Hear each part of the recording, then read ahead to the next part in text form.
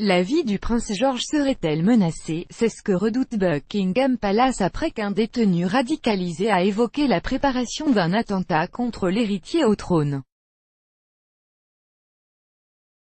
Des menaces face auxquelles la famille royale a pris des mesures.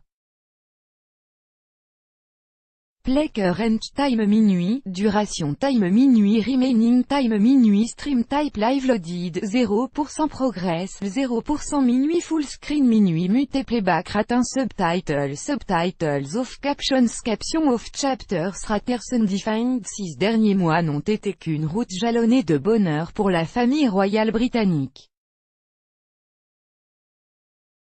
En septembre dernier, Kate Middleton officialisait sa grossesse à l'hôpital St Mary de Londres. En novembre 2017, ce fut au tour du et ce 19 mai, à la chapelle Saint-Georges du château de Windsor devant un parterre de célébrités triées sur le volet. Mais le bonheur de la couronne britannique a vite été assombri. La famille royale a appris avoir été la cible de menaces de l'État islamique. À l'origine de ce projet macabre, un détenu radicalisé de 32 ans qui multipliait les appels au meurtre à l'encontre du prince George, même la famille royale ne sera pas épargnée. L'école commence tôt, révélait TMZ. Si ses intentions n'ont pas laissé Kensington de marbre, le palais n'a toutefois.